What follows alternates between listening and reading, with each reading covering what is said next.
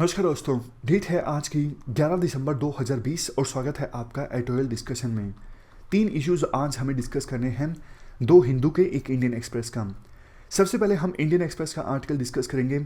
हाल ही में supreme court की एक जजमेंट आई पुलिस कस्टडी में टॉर्चर को प्रिवेंट करने के लिए, उसे डिस्कस करेंगे। दूसरे नंबर पर ईरान न्यूक्लियर डील से संबंधित आर्टिकल को हम डिस्कस करेंगे। तीसरे नंबर पर टीचिंग प्रैक्टिसेस की कमियों के बारे में। चलिए डिस्कशन स्टार्ट करते हैं। First important article, police custodial torture को रोकने के लिए सुप्रीम कोर्ट की हाल ही में आई जजमेंट से संबंधित है। आप जनरल स्टडी पेपर 2 के इस टॉपिक से आर्टिकल को रिलेट कर सकते हो। ये सारे एस्पेक्ट्स हम इस आर्टिकल में कवर करेंगे। सबसे पहले हम बात करते हैं कंटेक्स्ट की।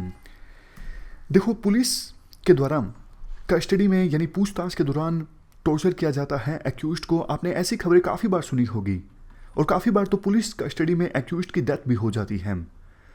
ये ह्यूमन राइट्स के अगेंस्ट है। इसे रोकने के लिए सुप्रीम कोर्ट की 3 जजेस की बेंच ने हाल ही में एक वर्डिक्ट दिया कि पुलिस स्टेशंस में और इसके साथ साथ दूसरी इन्वेस्टिगेशन एजेंसीज के ऑफिसेस में सीसीटीवी कैमरास इंस्टॉल किए जाएं, ताकि अगर पुलिस के द्वारा कस्टडी में टॉर्चर किया जाता है तो वो वीडियो सामने आ सके। अब वैसे तो देखो, सुप्रीम कोर्ट का ये जो ऑर्डर है काफ़ी ज़्यादा इंपॉर्टेंट है और कुछ एक्सपर्ट्स तो इसे लैंडमार्क जजमेंट का नाम भी दे रहे हैं। बट राइटर कहते हैं इस प्रकार के ऑर्डर्स सुप्रीम कोर्ट के द्वारा पहले भी दिए गए हैं।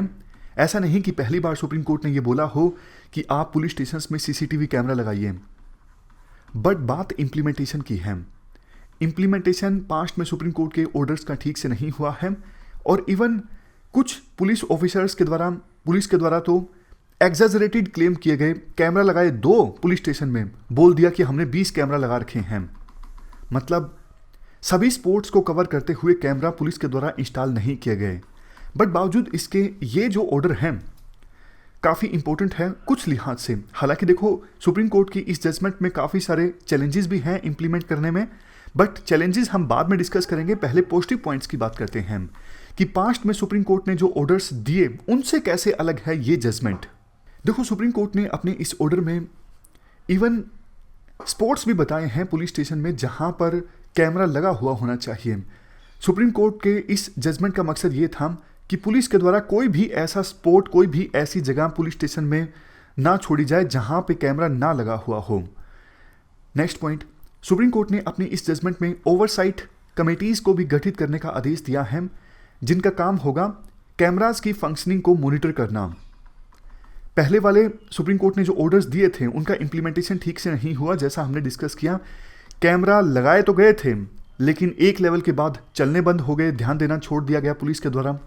नेक्स्ट पॉइंट, सुप्रीम कोर्ट ने अपनी इस जजमेंट में यह भी कहा है जो कैमरास लगाए जाएं पुलिस स्टेशंस में या फिर दूसरी इन्वेस्टिगेशन एजेंसीज के ऑफिस में, वो कैमरा नाइट विजन वाले होने चाहिए। मतलब रात में भी दिख सके या फिर लाइट बंद करने के बावजूद दिख सके। और कैमरास ऐसे होने चाहिए जो वीडियो के साथ साथ ऑडियो भी रिकॉर्ड कर लें। रिकॉर्डिंग को 12 महीने तक संभाल के रखना होगा। ये कुछ पॉजिटिव पॉइंट्स हैं सुप्रीम कोर्ट की इस जजमेंट के, जो सुप्रीम कोर्ट ने दी हैं पुलिस कस्टडी में टॉर्चर को रोकने के लिए। अब बात करते हैं चैलेंजेस की। चैलेंजेस क्या क्या हैं?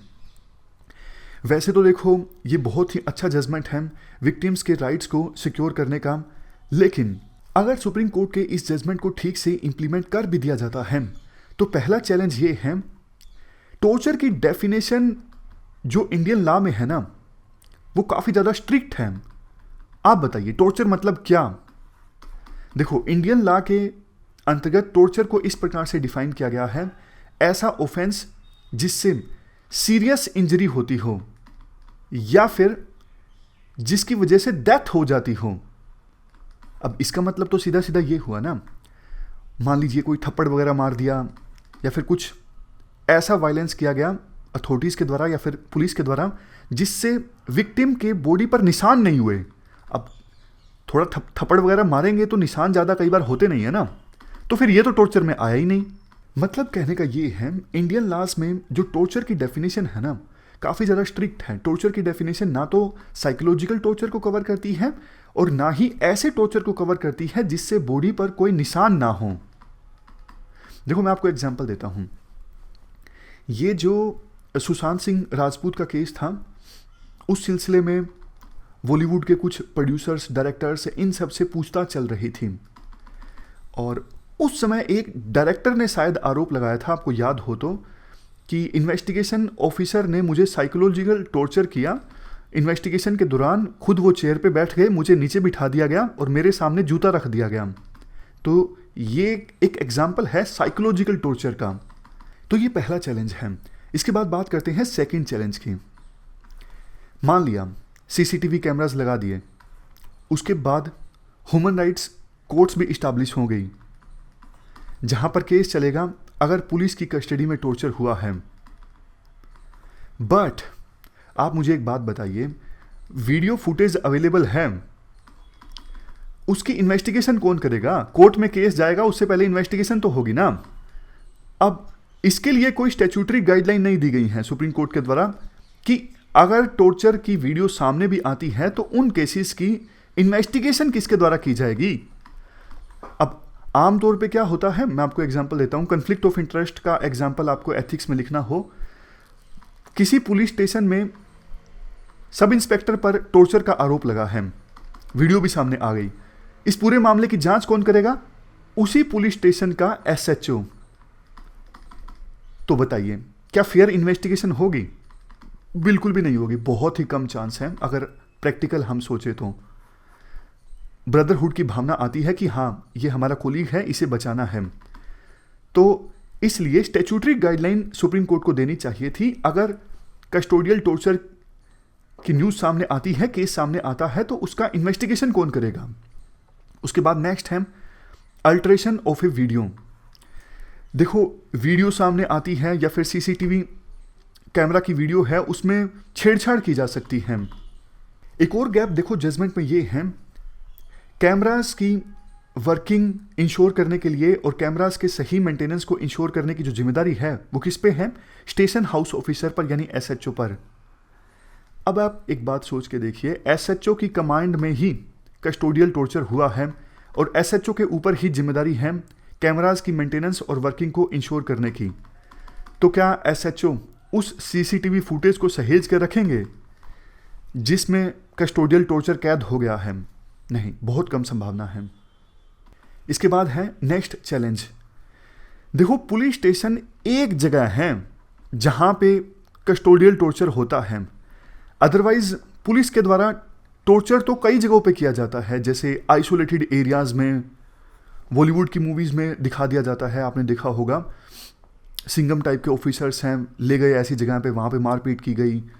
पुलिस व्हीकल्स में पुलिस के द्वारा जो डिटेंशन में हैं उनके ऊपर मारपीट की खबरें आती हैं। मतलब बहुत बार ऐसा होता है, पुलिस स्टेशन में बाद में लेके आती है, पहले किसी आइसोलेटेड प्लेस पर लेके जाती है, वहाँ पे मारा पीटा जाता है और मार पीट के पुलिस स्टेशन में लाया जाता है। तो फिर ऐसे केसेस को नहीं कवर करती है सुप्रीम कोर्ट की ये जजमेंट। नेक्स्ट चैलेंज, देखो, अगर किसी पुलिस अधिकारी पर आरोप लगा है टॉर्चर करने का, तो उसके खिलाफ केस परस्यू करने के लिए कई बार गवर्नमेंट के सैंक्शन की आवश्यकता होती है, लेकिन गवर्नमेंट सैंक्शन देती नहीं है। इवन कोर्ट्स भी ज़्यादा स्ट्रिक्ट एक्शन लेती नहीं है ऐसे पुलिस ऑफिसर्स के अगेंस्ट जिनके ऊपर टॉर्चर करने का आरोप है। कोर्ट मान लेती है कि ऑफिशियल ड्यूटी परफॉर्म करते हुए ये एट्रोसिटीज जो हैं पुलिस ऑफिसर के द्वारा परफॉर्म की गई हैं। मतलब पुलिस ऑफिसर की इंटेंशन थी केस को सोल्व करना और इसी वजह से ड्यूटी परफॉर्म करते हुए उन्होंने ये काम किया। तो रिस्पॉन्सिबिलिटी जो है, अपराध जो है, डाइल्यूट कर दिया जाता है इवन कोर्ट के द्वारा भी। अब लास्ट में बात करते हैं वे फॉरवर्ड की। ये सारे चैलेंजेस हमने डिस्कस किए। देखो, 2005 से लेकर 2018 के बीच पुलिस कस्टडी में 1200 डेथ्स हुई, 593 केसेस रजिस्टर किए गए, 186 पुलिस पर्सनल को चार्जशीट किया गया और इनमें से कितने? सिर्फ 7 का फाइनली कन्विक्शन हो सका। तो सोच के देखिए कितने ज़्यादा जो सिस्टम है वो फेल हो गया है विक्टिम्स को इस मामले में इंसाफ दिलाने में। देखो, जब टॉर्चर पुलिस के द्वारा किया जाता है विक्टिम्स के ऊपर, तो उस समय सिर्फ विक्टिम्स ही विटनेस होते हैं और कोई तो होता नहीं जो गवाही दे इसके। तो सुप्रीम कोर्ट ने अपनी 1995 की एक जजमेंट में कहा भी था कि जो साथी पुलिस ऑफिसर्स होते हैं, जो सिर्फ देख रहे होते हैं कि किस प्रकार से दूसरे जो पुलिस ऑफिसर्स हैं वो टॉर्चर कर रहे हैं, वो कभी गवाही नहीं देते अपने कोलिग्स के अगेंस्ट। इसलिए जो कोर्ट्स हैं, चाहे वो हाई कोर्ट हैं या फिर लोअर कोर्ट्स हैं, उन कोर्ट्स को डायरेक्ट एविडेंस नहीं मांगना चाहिए ऐसे केसेस में कि आप एविडेंस लेके आइए। एविडेंस कहाँ से लाएं भैया, है ही नहीं एविडेंस, और कोई था ही नहीं उस समय। बट देखो, बावजूद सुप्रीम कोर्ट की इस जजमेंट के जो लोअर कोर्ट्स हैं वो इसे इंप्लीमेंट नहीं करती हैं, और सबूत के अभाव में जो दोषी पुलिस ऑफिसर्स हैं जिनके ऊपर आरोप है टॉर्चर करने का, वो बच जाते हैं। कैमरास देखो इंस्टॉल होंगे तो ठीक है, चलो एविडेंस मिल जाएगा। मतलब ऐसे पुलिस ऑफिसर जो सुप्रीम कोर्ट की इस जजमेंट के बावजूद और कैमरा लगा होने के बावजूद सिस्टम को कुछ नहीं समझते, फिर भी टॉर्चर करते हैं कैमरा होते हुए भी, चलो ऐसे पुलिस ऑफिसर को हो सकता है सजा मिल जाए। लेकिन अगर वास्तव में पुलिस की कस्टडी में टॉर्चर को प्रिवेंट करना है तो जो भी चैलेंजेस हमने इस आर्टिकल में डिस्कस किए उनको एड्रेस करना जरूरी है। तो ये पूरा आर्टिकल डिस्कस किया पुलिस कस्टोडियल टॉर्चर से संबंधित। चलते हैं आगे। नेक्स्ट आर्टिकल ईरान के कैलकुलेटेड रिस्क से संबंधित है। आप जनरल स्टडी पेपर 2 के इस टॉपिक से आर्टिकल को रिलेट कर सकते हो। देखो, कई सालों से ईरान का एम्बिशन है न्यूक्लियर वेपन बनाने का, बट वेस्टर्न कंट्रीज और ऑलमोस्ट सभी कंट्रीज ये नहीं चाहते कि ईरान न्यूक्लियर वेपन बनाए, क्योंकि देखो ऑलरेडी वर्ल्ड में 9 देशों के पास में न्यूक्लियर वेपन है, और ईरान के पास अगर न्यूक्लियर वेपन आ जाता है, ना सिर्फ न्यूक्लियर वार का रिस्क बढ़ जाता है, बल्कि वेस्ट एशिया में भी बहुत ज़्यादा न्यूक्लियर आर्म्स की राइवलरी देखने को मिल सकती है। इसलिए यूएसए और यूएसए के अलाइ कंट्रीज़ खास करके नहीं चाहते कि ईरान के पास में न्यूक्लियर वेपन्स आएँ। तो यूएसए की पिछली काफ़ी सरकारों ने कोशिश की है ईरान को रोकने के लिए कि ईरान न्यूक्लियर वेपन्स को ना हासिल कर पाए। सबसे पहले बात करते हैं ओबामा की। ओबामा ने किस प्रकार से ईरान इशू को टैकल किया, यानी ईरान के न्यूक्लियर प्रोग्राम को रोकने की कोशिश की। 2015 में P5+1 एक तरफ और ईरान दूसरी तरफ, इनके बीच में एक डील साइन हुई थी। P5 में कौन से देश हैं सिक्योरिटी काउंसिल में जिनके पास परमानेंट सीट है, और एक जर्मनी। तय ये हुआ था इस डील में ईरान अपने न्यूक्लियर प्रोग्राम को रोकेगा, यूरेनियम की इनरिचमेंट को रोकेगा, और जो न्यूक्लियर साइट्स हैं उनको ओपन करेगा इंटरनेशनल एनर्जी एटॉमिक एजेंसी के इंस्पेक्शन के लिए। ईरान ने ऐसा ही किया। बदले में वेस्टर्न कंट्रीज़ के द्वारा ईरान के ऊपर जो सैंक्शंस लगे थे वो हटा दिए गए। और ये डील जब आई थी तो ऐसा सोचा गया था कि वेस्ट एशिया में एक नया ऑर्डर इमर्ज होकर आएगा। क्या ऐसा हुआ? नहीं, देखो ऐसा नहीं हुआ। देखो, बैरक ओबामा एडमिनिस्ट्रेशन की कैलकुलेशन ये थी कि कैसे ना कैसे ईरान को न्यूक्लियर बॉम्ब हासिल करने से रोकना है, और ये सबके इंटरेस्ट में है, इंक्लूडिंग जो ईरान के राइवल्स हैं वेस्ट एशिया में, for example Israel, Saudi Arabia.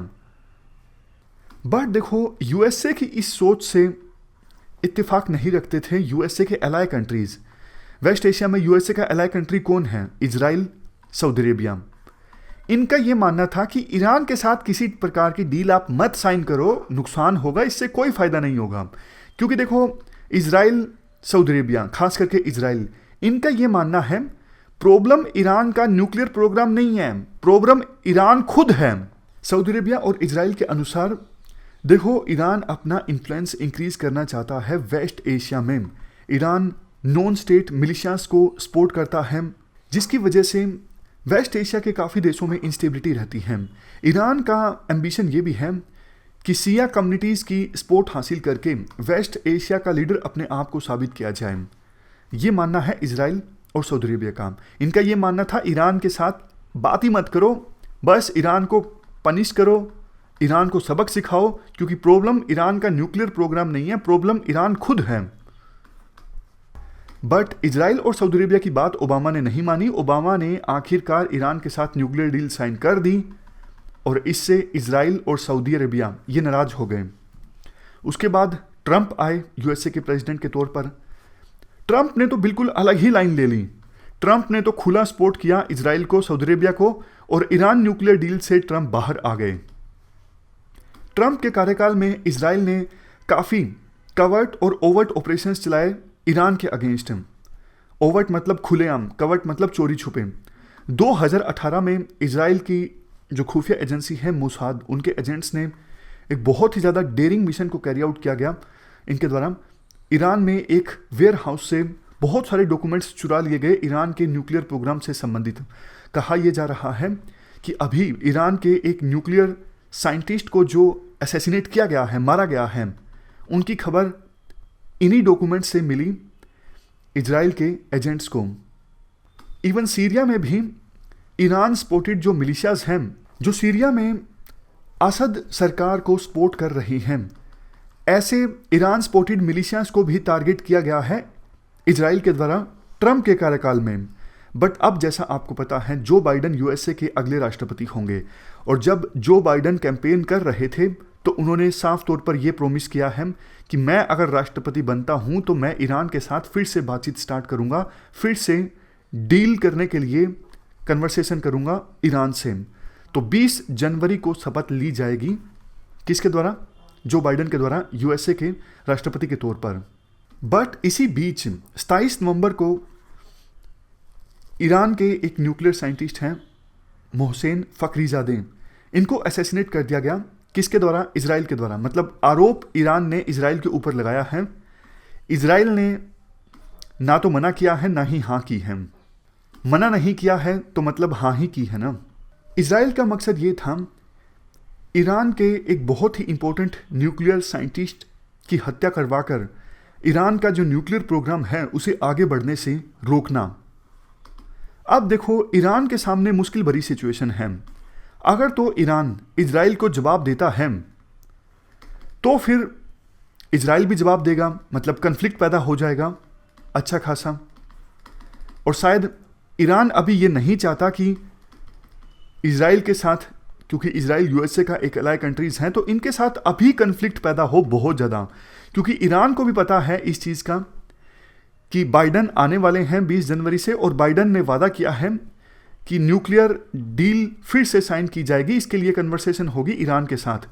तो अगर कन्फ्लिक्ट बढ़ जाता है फिर तो बाइडन भी कन्वर्सेशन नहीं कर सकेंगे न्यूक्लियर डील फिर से साइन करने के लिए। बट ईरान की दुविधा ये है, अगर इजराइल को जवाब नहीं दिया जाता है तो फिर डेटरेंस क्रिएट नहीं होगी ईरान की। मतलब बहुत बार हम ये वर्ड इस्तेमाल करते हैं ना कि पाकिस्तान को इंडिया के द्वारा पनिश किया जाए ताकि पाकिस्तान बाज आए, इंडिया में आतंकवादियों की घुसपैठ ना करवाए। तो उसी प्रकार से अगर ईरान ने इजराइल को जवाब नहीं दिया तो इजराइल फिर आगे जाके भी कुछ और हमले करवाएगा। तो फिर ईरान का जो डर है वो खत्म हो जाता है और ईरान में और भी हमले हो सकते हैं। बट है क्या ईरान की स्ट्रेटजी? ईरान की दुविधा को तो हमने समझ लिया। ईरान की देखो स्ट्रेटजी अभी ये है कि अभी रिस्क लेने का कोई फायदा नहीं है, बट सिग्नल ईरान ने साफ तौर पर दे दिया है। ईरान की पार्लियामेंट में एक जो बिल पास हुआ उसमें गवर्नमेंट के ऊपर जिम्मेदारी लगाई गई है कि आप यूरेनियम को इनरीच करवाइए 20% तक। यानी एक और स्टेप आगे बढ़ गया है ईरान न्यूक्लियर वेपन्स को हासिल करने की दिशा में। तो सिग्नल है यूएसए को साफ तौर पे, बाइडन को, कि आप जल्द से जल्द डील साइन कीजिए, हमारे साथ सैंक्शंस हटाइए, और पहले जैसा था 2015 में जो डील साइन हुई थी वैसे ही डील साइन कीजिए। अदरवाइज हम तो न्यूक्लियर वेपन प्रोग्राम को आगे ले जा रही हैं और न्यूक्लियर वेपन्स को हासिल करने की दिशा में आगे बढ़ रही हैं। तो ईरान का ये जो रिस्क है ये कैलकुलेटेड रिस्क है। अभी फिलहाल ईरान कन्फ्लिक्ट को रेज नहीं करना चाहता इजराइल के साथ। देखना ये होगा कि आगे क्या होता है, क्या आगे वास्तव में डील साइन हो पाती है यूएसए और ईरान के बीच। क्योंकि देखो, बाइडन ने भी ये जरूर कहा था कि हम स्ट्रोंगर कंडीशंस पर डील साइन करेंगे ईरान के साथ। तो क्या स्ट्रोंगर कंडीशंस पर राजी होगा ईरान? ये देखो देखने लायक होगा। चलते हैं आगे। नेक्स्ट आर्टिकल टीचिंग प्रैक्टिसेस की कमियों से संबंधित है। आप जनरल स्टडी पेपर 2 के इस टॉपिक से आर्टिकल को रिलेट कर सकते हो। देखो, कोविड-19 आने के बाद ऑनलाइन एजुकेशन काफ़ी ज़्यादा प्रमोट हुई है, लेकिन सबसे बड़ा क्वेश्चन जो हम काफ़ी बार डिस्कस कर चुके हैं, क्या देश में सभी पेरेंट्स अपने बच्चों को ऑनलाइन एजुकेशन दिलवा पा रहे हैं? पूरा का पूरा साल जो है वो कोविड-19 के कारण ख़राब हो चुका है।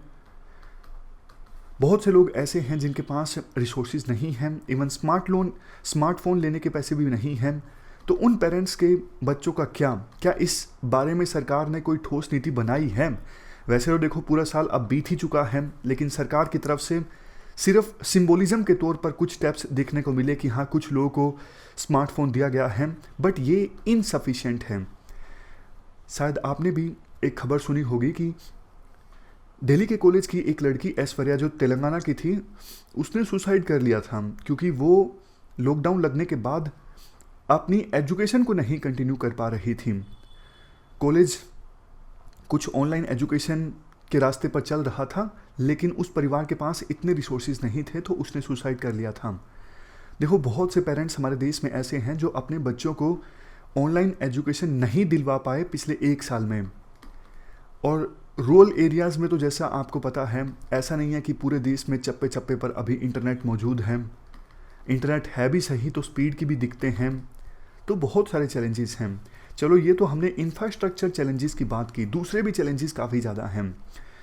बहुत सारी कंपनीज़ की एक बाढ़ सी आ गई है, दावा करने लगे हैं कि हम आपके बच्चों का जो लर्निंग लॉस है वो नहीं होने देंगे। बहुत सारे क्लेम्स किए जा रही हैं नई नई कंपनीज़ के द्वारा, और जो मिडिल क्लास पेरेंट्स हैं वो तो देखो अट्रैक्ट हो ही जाते हैं जब कोई कंपनी ऐसे बोलती है कि हम आपके बच्चों को कोडिंग सिखाएंगे अभी से, इसी एज से जो एनालिटिकल स्किल्स हैं या फिर क्रिटिकल इंक्वायरी की जो स्किल्स हैं वो आपके बच्चों में डेवलप कर देंगे। ऐसा दावा बहुत सी कंपनीज़ के द्वारा किया जाने लगा है। 7वीं क्लास से बच्चों को कोडिंग सिखाई जाने लगी हैं। इसका नतीजा क्या होगा वो तो देखो आने वाले समय में ही देखने को मिलेगा, बट बहुत सी कंपनीज तो फ्रॉड कर रही हैं एनालिटिकल स्किल्स के नाम पर या फिर क्रिटिकल इंक्वायरी के नाम पर। देखो, क्रिटिकल इंक्वायरी का मतलब ये होता है आप किसी स्किल को, फॉर एग्जांपल एनालिटिकल स्किल्स को आप दूसरे स्फीयर में ट्रांसफ़र करते हो। फॉर एग्जांपल आपने किसी चीज़ को साइंस में सीखा तो उस चीज़ को आप ह्यूमैनिटीज़ में भी अप्लाई करके देखते हो या फिर दूसरे फील्ड्स में अप्लाई करके देखते हो। ये मतलब होता है क्रिटिकल इंक्वायरी का। क्या स्मार्ट क्लास में यानी स्मार्टफोन पर देखते देखते क्रिटिकल इंक्वायरी बच्चों में डेवलप की जा सकती है? आंसर है नो। कुछ एक्सपर्ट्स ये भी बोलते हैं जापान और चाइना जैसे देशों में टेक्स्ट बुक्स का जो चलन है वो ख़त्म हो गया है, बट ये झूठ है। इवन जापान में अभी भी छोटी क्लासेस के बच्चों को पूरी तरह से जो टेक्स्ट बुक्स हैं सिर्फ वही पढ़वाई जाती हैं। लेकिन हमारे देश में जिस प्रकार से ऑनलाइन एजुकेशन को प्रमोट किया जा रहा है, बच्चा देखो शुरुआत से ही एक बहुत बड़ी अलग से जो दुनिया है उसके एक्सपोजर में आ जाता है, जिसका नाम है इंटरनेट। अब इंटरनेट में तो देखो सब कुछ मौजूद है। इंटरनेट में वीडियो गेम्स अलग अलग तरह के मौजूद हैं, अलग अलग एप्लीकेशंस मौजूद हैं। तो क्या इतनी छोटी उम्र में बच्चों को इतनी बड़ा एक्सपोजर देना बिना रेगुलेशन के, क्या ये ठीक है? पेरेंट्स देखो ये भी बोलते हैं ठीक है ना, इसमें गलत क्या है? आज के समय में जो वर्ल्ड है वो कॉम्पिटिटिव है। अगर शुरुआत से ही बच्चा इस कंपटीशन के एक्सपोजर में आ जाता है तो इसमें गलत क्या है? गलत देखो है जिस प्रकार से पेरेंट्स या फिर इवन टीचर्स भी कंपटीशन को प्रमोट कर रही हैं, ये देखो एजुकेशन के अगेंस्ट है, मतलब ट्रू एजुकेशन के अगेंस्ट है। क्योंकि साइंटिफिकली भी ये प्रूव हो चुका है, हर एक बच्चे की जो सीखने की स्पीड होती है वो अलग होती है। हर एक बच्चा खास करके छोटी क्लास में उस पर ध्यान देने की आवश्यकता होती है कि उसने अभी तक क्या सीखा है, क्या नहीं सीखा है। लेकिन कंपटीशन को प्रमोट करने के चलते सभी बच्चों को एक ही तराजू में तोला जाता है कि भाई उसने तो सीख लिया, तुमने नहीं सीखा। अरे स्पीड सबकी अलग अलग है, आप क्यों फोर्स कर रहे हो कि कोई मतलब एक बच्चा ऐसा होता है कि जिसका इंटरेस्ट मैथ में होता है, दूसरा बच्चा जिसका साइंस में इंटरेस्ट होता है, लेकिन सबको एक तराजू में आप नहीं तोल सकते। इवन ये भी हो सकता है कुछ बच्चों का पेंटिंग में इंटरेस्ट हो, स्पोर्ट्स में हो, अलग अलग चीज़ों में इंटरेस्ट हो। तो ज़्यादा कंपटीशन एजुकेशन के लिए सही नहीं है। तो इस प्रकार से हमने टीचिंग प्रैक्टिसेस की कुछ कमियों के बारे में डिस्कस किया। हमारी आज की इस डिस्कशन में इतना ही है। आज हमने 3 इश्यूज़ को डिटेल से डिस्कस किया। Thank you very much for discussion.